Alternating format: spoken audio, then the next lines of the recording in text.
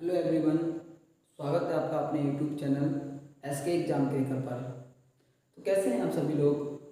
I hope, आशा करता हूं कि आप सभी लोग बहुत ही मस्त और ज़बरदस्त होंगे और आपकी स्टडी भी बहुत ही अच्छी तरीके से चल रही होगी।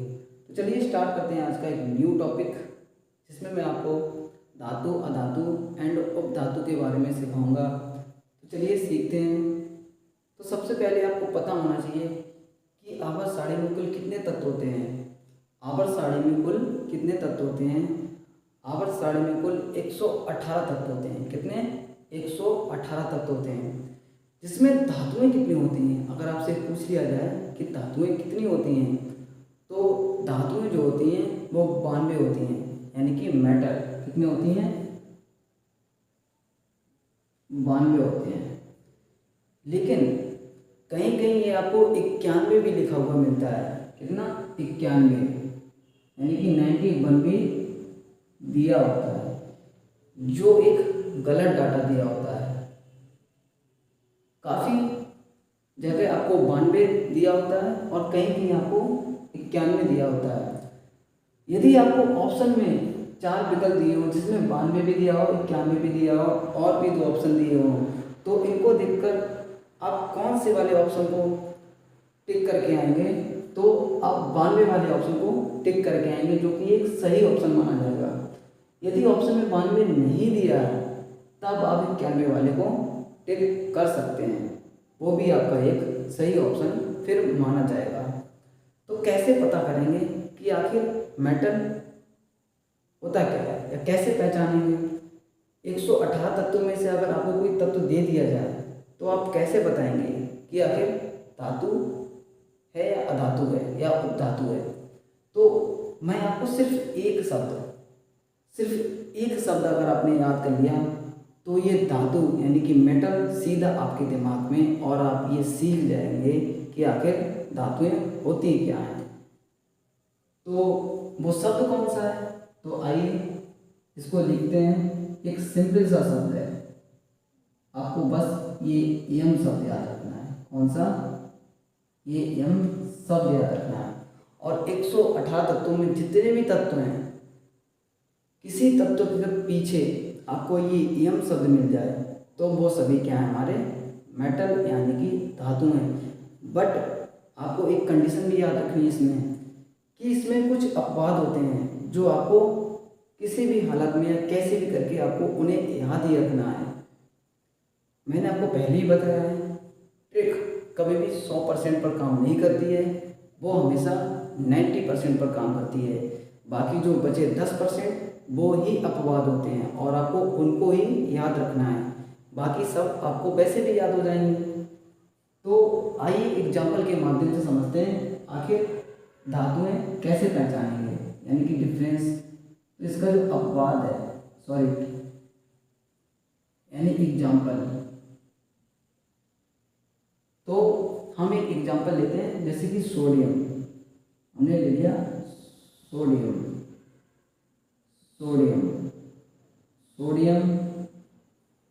लिथियम, क्या ले लिया? लिथियम,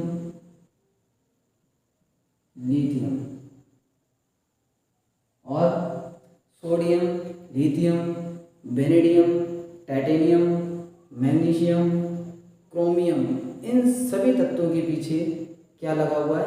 यम शब्द लगा हुआ है। तो ये सभी क्या हैं? धातु हैं, यानी कि मेटल हैं। आप यहाँ भी दे सकते हैं, ये क्या लिखा हुआ है? ये आपका यम शब्द है, और यहाँ पर भी क्या है आपका? ये यम शब्द है।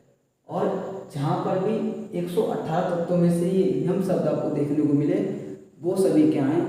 हमारे मेटल हैं, यानी कि धातु हैं। बट इसमें भी कुछ अपवाद होते हैं जो आपको याद रखने हैं। एक दो एग्जाम्पल और लिख दूँ क्या?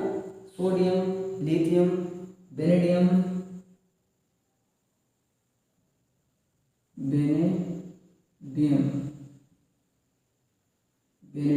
इसमें भी यम शब्द आ गया। ऐसे ही टाइटेनियम, मैग्नीशियम, क्रोमियम, इन सब में क्या है? लास्ट में यम आ रहा है। तो सोडियम का जो प्रतीक होता है वो क्या होता है? Na। लिथियम का जो प्रतीक होता है वो क्या होता है? Li। और बेनिडियम का जो प्रतीक होता है वो क्या होता है, बी। और इसमें कुछ अपवाद हैं, आइए उन्हें भी जान लेते हैं।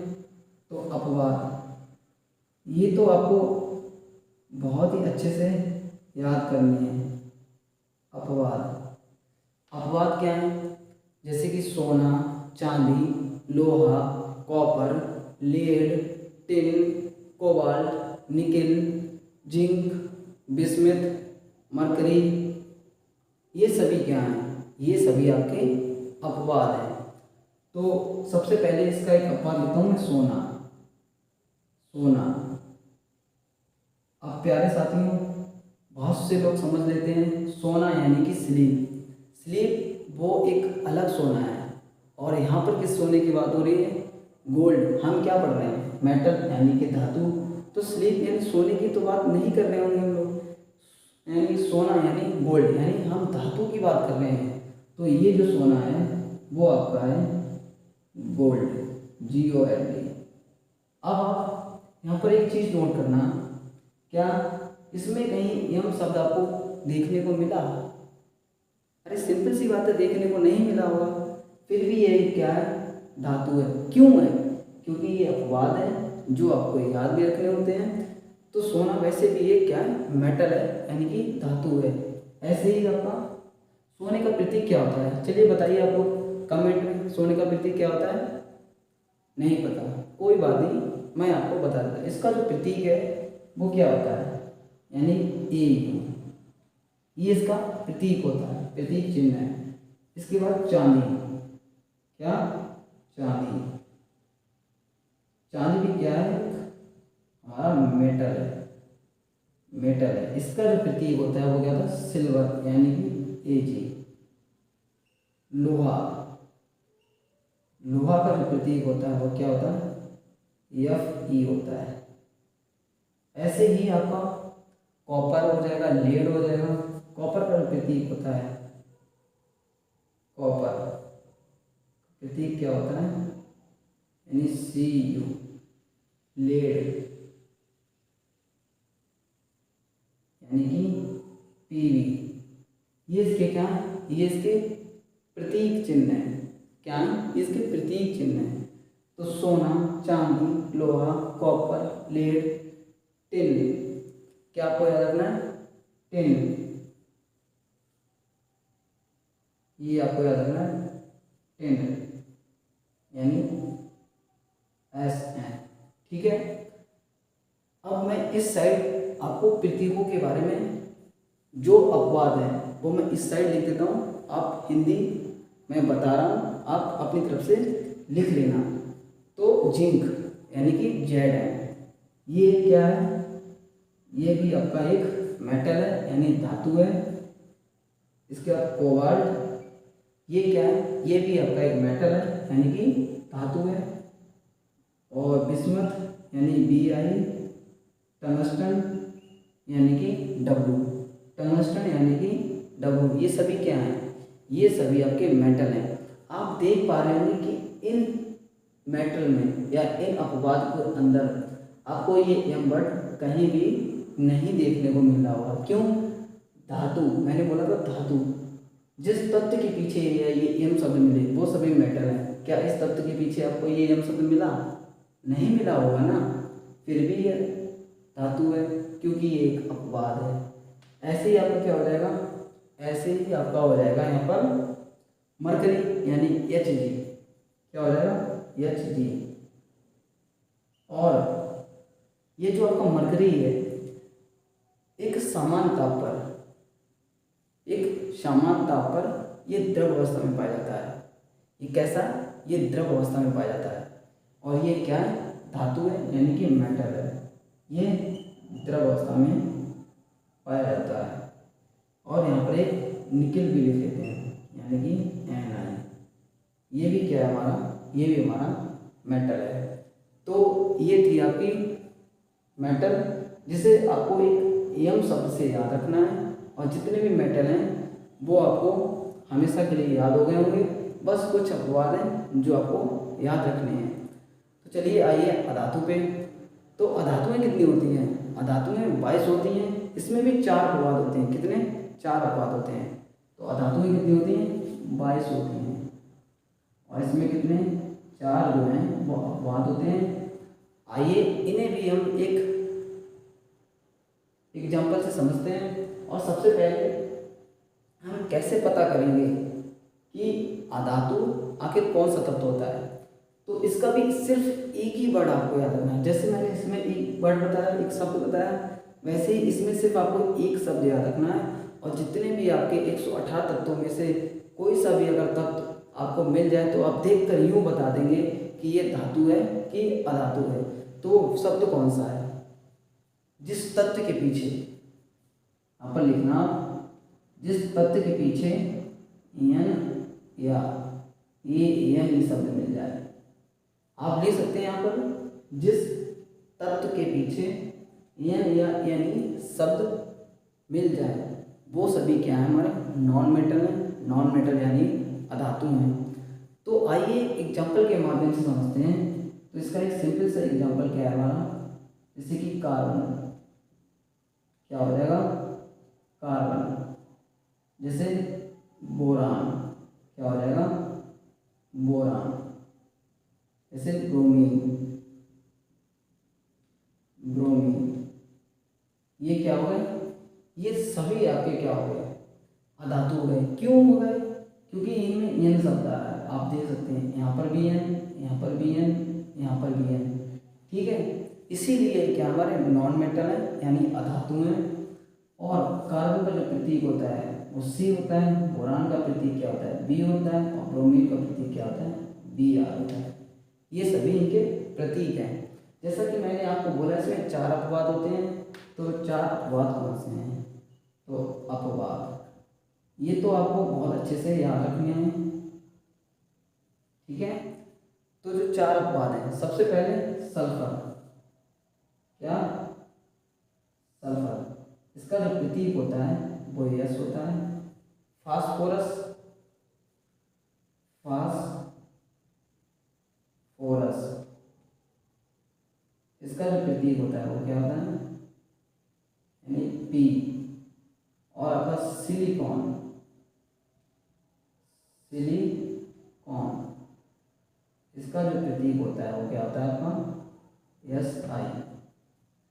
अब मैं आपको एक ऐसे तत्व के बारे में बताने जा रहा हूँ जिसको देखकर ही आपको ऐसा लगेगा जैसे, नहीं कहते हैं कि पता नहीं कौन सा आपको दर्द यानी दिल में पता नहीं कौन सा दर्द सा उठेगा उस एग्जाम्पल को देखकर जो मैं लिखने जा रहा हूँ। तो वो एग्जाम्पल कौन सा है आपका? हीलियम। हीलियम कौन सा एग्जाम्पल है? ये हीलियम। बहुत से लोगों को तो ये देखकर ही समझ में आ गया होगा और उनके दर्द भी उठा होगा। तो वो दर्द क्यों उठा है? तो चलिए मैं ही बता देता हूँ कि वो दर्द आपको क्यों उठा होगा। वो दर्द आपको इसलिए उठा होगा कि मैंने आपको बताया था, क्या बताया था? कि जिस तत्व के पीछे ये यम शब्द मिल जाए वो सभी हमारे मेटल हैं यानी कि धातु हैं। पर ये हीलियम अधातुओं में क्यों आ गया? उठाना दर्द, क्योंकि इसके पीछे ये यम बढ़ रहा है। और सर आपने तो बोला था जहाँ पर भी यम आ जाए वो सभी धातु हैं, पर ये तो अधातुओं में आ गया। बट मैंने ये भी तो बोला था कि कुछ अपवाद हैं जो आपको याद रखने हैं। ठीक है, तो ये थे अपवाद जो आपको याद रखने हैं। तो ये एक सिंपल सा वर्ड है एन या यानी, आपको ये याद रखना है। इसमें एम वर्ड याद रखना है, धातु अधातु। अब कोई सा भी तत्व अगर आपको मिल जाए तो धातु अधातु को तो देखकर आप गलती कभी नहीं करेंगे कि आखिर धातु क्या होती है और अधातु क्या होती है। तो आगे उपधातु, तो जानते हैं आखिर उपधातु क्या होती है। तो उपधातुएं कितनी होती हैं? सबसे पहले तो आपको पता होना चाहिए कि उपधातुएं होती कितनी हैं। तो उपधातुएं 7 होती हैं। कितनी होती हैं? 7 होती हैं। कुल 7 उपधातुएं होती हैं। अब आप इसकी एक सिंपल सी ट्रिक है, बहुत ही सिंपल और बहुत ही बेस्ट ट्रिक है। कैसे पता करेंगे आखिर उपधातुएं कौन सी होती हैं। मान लीजिए एग्जाम्पल में तौर पे आपके पास 4 विकल्प आ गए, जैसे कि आपको दे दिया सोडियम, लिथियम, बोरान, और एक कोई उपधातु दे दिया और आपसे पूछ लिया जाए कि निम्न में से उपधातु कौन सी है, तो आपको पता होना चाहिए से पहले कि आखिर उपधातुएं होती कौन सी हैं, तभी तो आप उसको ठीक कर पाओगे। तो इसकी बहुत सिंपल सी ट्रिक है। क्या ट्रिक क्या है इसकी? बहुत ही बेस्ट ट्रिक है, TRICK।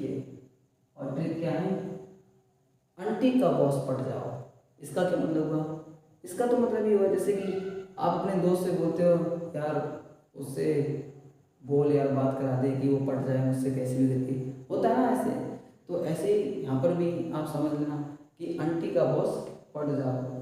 तो मैं यहाँ पर लिखता हूँ आंटी का बॉस पट जाओ, पट जाओ। ये थी आपकी एक सिंपल सी ट्रिक, आंटी का बॉस पट जाओ। तो आप देख रहे हो सिर्फ 5 वर्ड हैं, उसमें भी मैं एक वर्ड को काट दूंगा अभी। आंटी का बॉस पट जाओ, कितने वर्ड हैं? 5। तो आंटी से क्या हो जाएगा? Anti money, anti money. इसका जो प्रतीक होता है वो क्या होता है? NESB होता है। क्या होता है? SB होता है। का, ये का आप हटा दो, इसका कोई महत्व नहीं। क्यों? ये तो मैंने इसलिए लगा दिया ताकि आपको इसको पढ़ने में थोड़ा आसानी हो। आंटी का बॉस पढ़ जाओ। अब यहाँ पे देखो बॉस, तो बॉस से क्या बन रहा है हमारा? बोरान। क्या बन रहा है? बोरान बन रहा है। बोरान, बोरान का जो प्रतीक होता है वो B होता है। लास्ट में क्या लगा? सा, सा से क्या बनेगा हमारा? सिलिकॉन बनेगा। क्या बनेगा? सिलिकॉन। सिलिकॉन का जो प्रतीक होता है वो क्या होता है? SI होता है।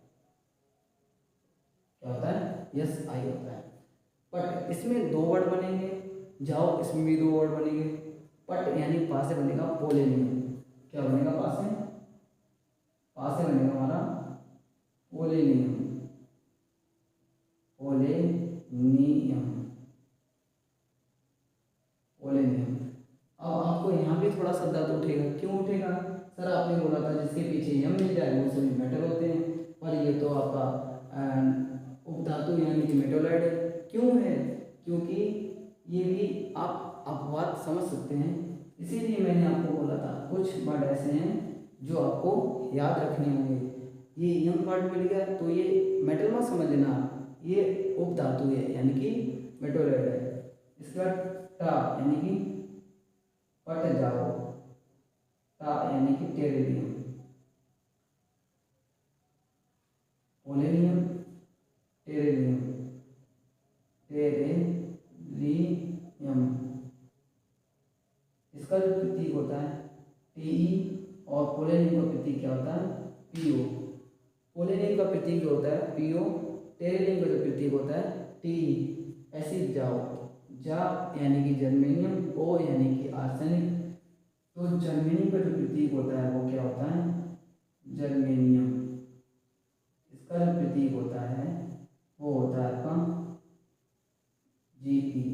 और O यानी कि आर्सेनिक। क्या हो जाएगा? Arsenic, arsenic.